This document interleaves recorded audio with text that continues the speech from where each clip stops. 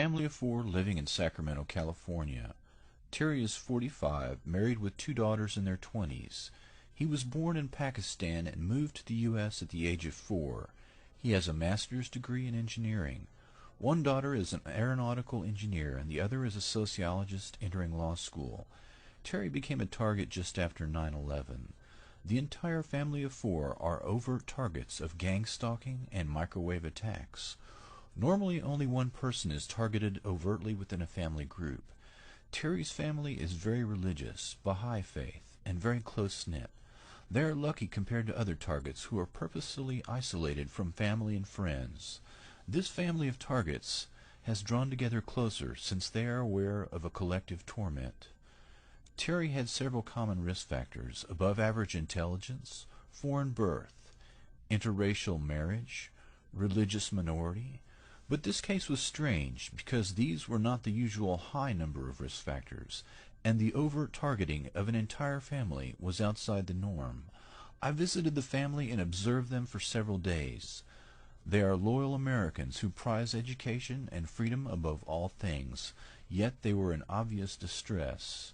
Terry has owned his home for 28 years. The neighbors were newcomers who ran the gamut from strange to menacing. I identified about 8 different neighbors who I considered to be behaving in the standard manner of perpetrators. Many would come and go at the same time as Terry's family members, as if they did not have regular working hours. This shadowing activity is common among TIs, and is designed to let the target know that they are being observed and their comings and goings are known. According to Terry, some of the neighbors' houses where they live were not the neighbors' only homes, and may not have been their primary residence. Several neighbors would stand outside their yards and glower at us as we sat on the porch. This in and of itself was not terribly unusual, but he was right. Something was in the air. The family reported microwave attacks that featured shocks, stings, stabs, burns, and the wasting effect of generalized fatigue and emotional distress of standard non-lethal microwave attacks. The entire family was experiencing fatigue and moderate to serious health effects due to frequencies that interrupt sleep, induce fatigue, and cause a general physical wasting.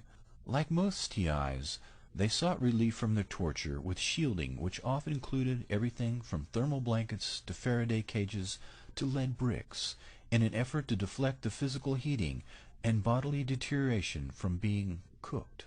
Terry has an engineering degree, so his house was a collection of what I find in the homes of most TIs: electronic detection equipment, thermal blankets, oscillating fans, humidifiers, and even at one point the family resorted to corrugated sheeting, placed at discrete angles stacked all around the outside of their house. The image of 12-foot by 3-foot wide corrugated sheeting entirely surrounding the outside of a house in suburban Sacramento did not go unnoticed. Terry showed the authorities the readings of elevated levels of microwave energy in and around his house, the burns on thermal blankets, the burns on vegetation outside the house, documented health effects on the family members including lupus, and the constant harassment and stalking behavior of his neighbors meticulously documented, all to no effect. Terry bravely made the evening news for 2 weeks, at which time he was forced to take his shielding down. Terry reported to me previously that he was walking on the side of his house and felt a blast of warm air. A large hose was coming out of his neighbor's attic and into his yard in a concealed manner. The neighbors who moved in all around him shortly after his targeting with microwave weapons began had planted fast-growing trees and hedges that formed an enormous U-shaped barrier 30 to 60 feet high on 3 sides of his home. It was a barrier that contained the air around his house very tightly. The prevailing wind generally pushed the airflow toward the front of his home and into the open area of the barrier, thus containing the air in a tight pocket around his home. When Terry discovered the concealed hose, he mounted very large industrial fans in his backyard and pushed the captive air out of the artificially created air pocket.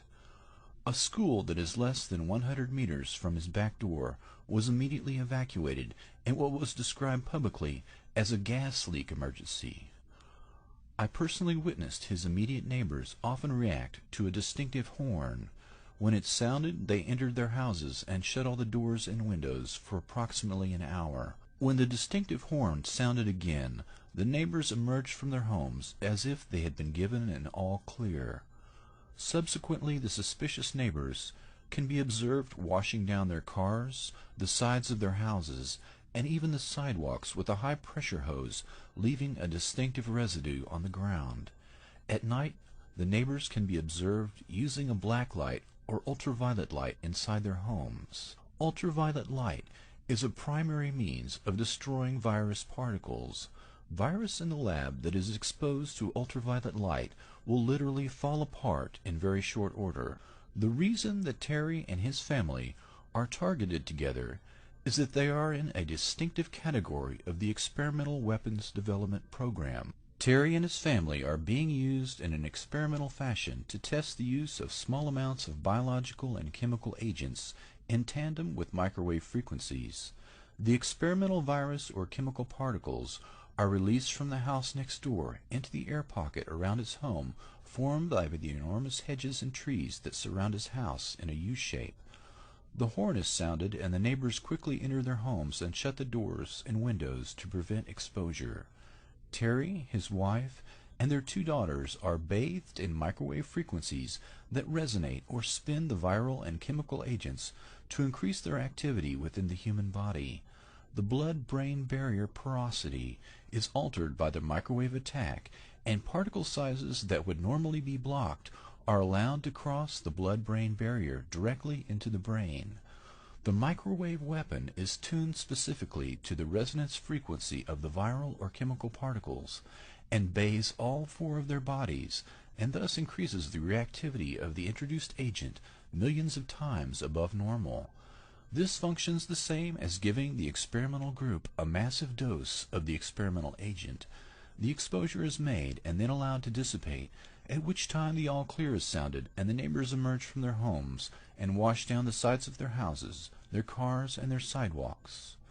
Normally, biological warfare agents will deteriorate almost entirely in a matter of hours under conditions of direct sunlight and heat.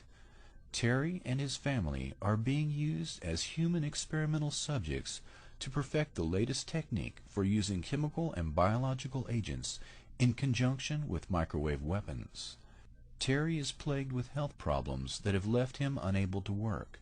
When he visits the doctor, tests of many kinds are run, and the results and those of his family are given to the government perpetrators of these crimes in order to measure the effect of the viral and chemical agents. Terry and his entire family are in a terminal experiment that will end in death. He and his family have been sacrificed to perfect the latest use of non-lethal weapons in conjunction with biological and chemical warfare. The Department of Defense hides these programs in the Department of Justice under the title of crowd control in order to avoid detection, which would put them in violation of international treaties, not to mention war crimes. I have told Terry that he should move, but he was adamant that he and his family would stay no matter what. I informed him of my worst fears, to which he replied that the experiment would only recommence at a different location. From my experience with the target population, I could not dispute this assertion.